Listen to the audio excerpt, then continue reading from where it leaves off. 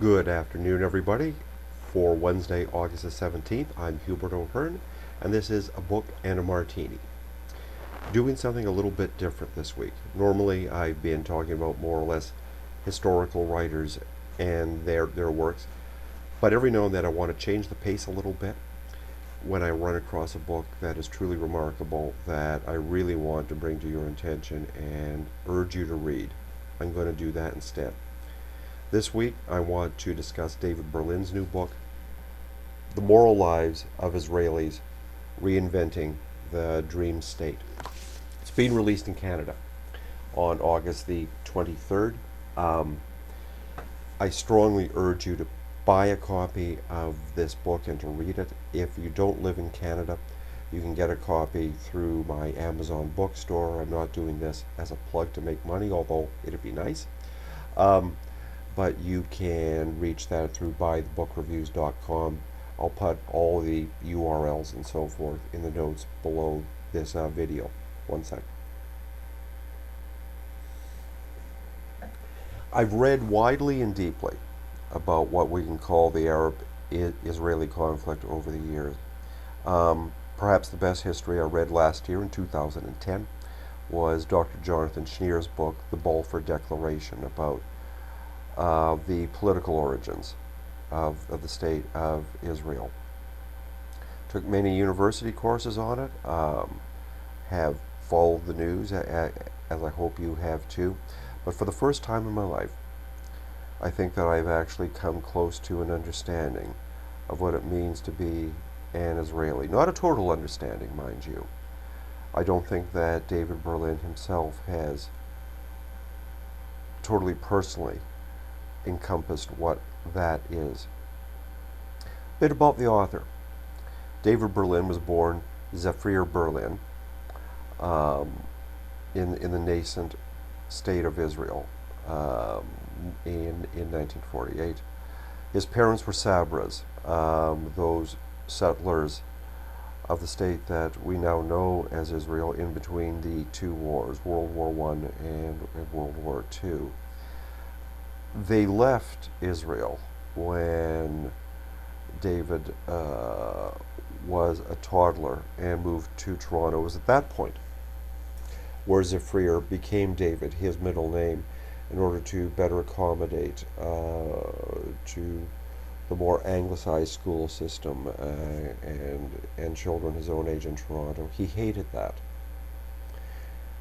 There's a wonderful passage in the book where he says, "I want to go home. I hate this place." He eventually does. He returns to Israel in and around 1970.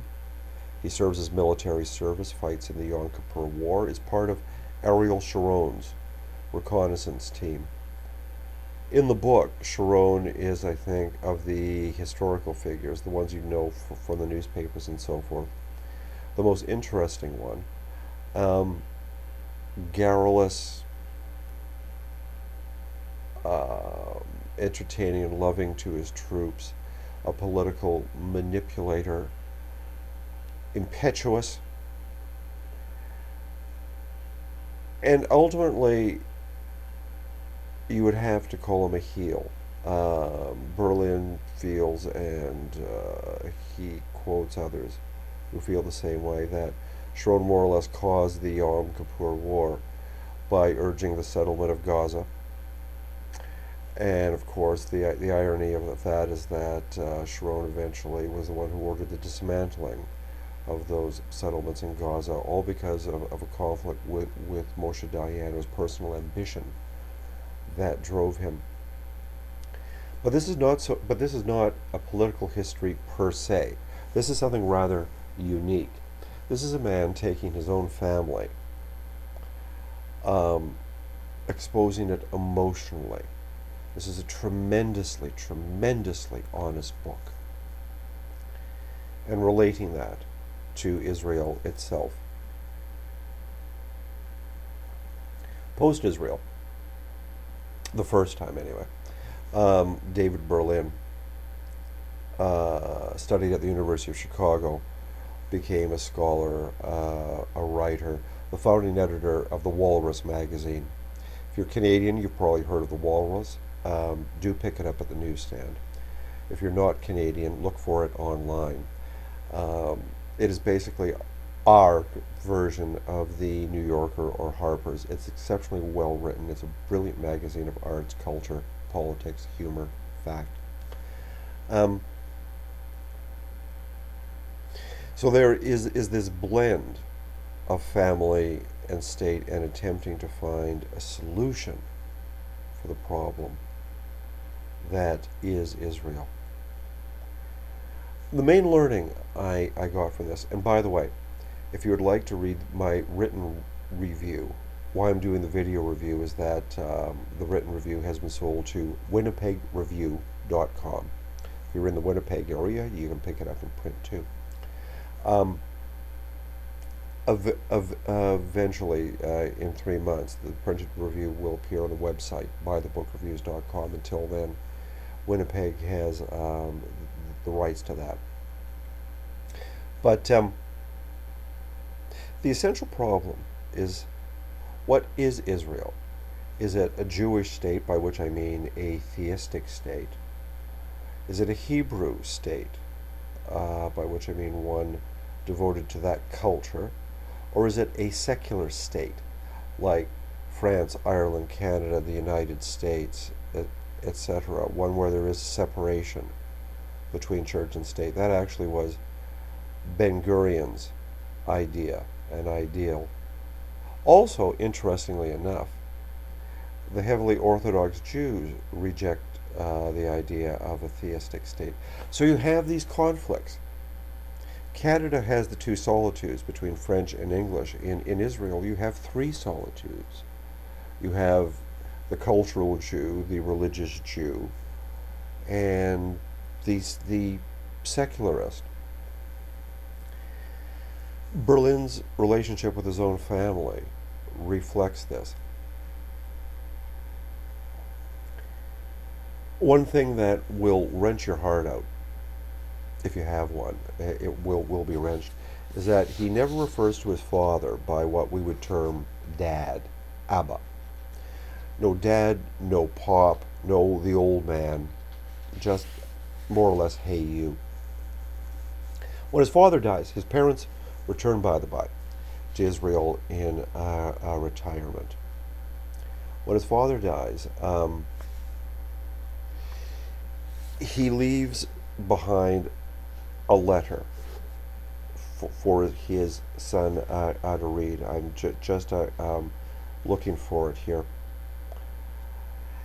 And of course, David Berlin wonders, what personal message is there from his father, who certainly was a loving relationship, but somewhat distant as well. Here's what it was. It was only very few words written in Hebrew, but the translation, and using David or Zephyr Berlin's nickname, Zafi, take care of my little country, Dad. That was it. What follows that, because I want to give you an example of Berlin's writing, which is exceptional. Death did not end things. I walked away from my father's grave feeling as though his unnamed spirit was now inside me, and that neither of us would rest until I got to the bottom of it. The tension that had always been there between my father and me broke suddenly and was gone. I found myself wondering not just about him and me, but about his generation, the Sabras, and mine. If once I had asked myself, who was that masked man whose passion had named me and then unnamed me, and whom I could not name, now I was wondering about an entire generation of parents who had emasculated the generation to whom they had given life. I realized that there was no clause in their pioneering spirit that required them to nurture those children, the nation they had conceived. It was not their mandate. They were not the guides. They made the necessary process of individuation almost impossible. In fact, in their naivete, they thwarted it. This has had profound consequences, not just for me, but for Israel. There is a conclusion. Berlin does fall on the side of the secularists. that is the only way that there can be peace between Jew and Arab in that region. I agree with them. Eventually, there must be a conclusion. War does not go on forever. Hate cannot go on forever. But it is going to be a very, very, very difficult fight. Nations do not give up their symbols very easily. It's why England still has a queen when they have no need for one. It's why Japan still has an emperor. Read this book. I beg of you. That's more or less it. Oddly enough, the shirt I'm wearing was sent to me by a fan. Thank you, Fran. And its message is the message that I think could possibly bring peace to the Middle East. Can you see it here? Let me stand up a bit. Love the hell out of the world. To all of you, thanks so much for watching. Please share. I welcome your comments. Hope I did well, Lids. And to my old friend T.S., I'll sign off as usual. For those of us who work the late shift, good night, everybody.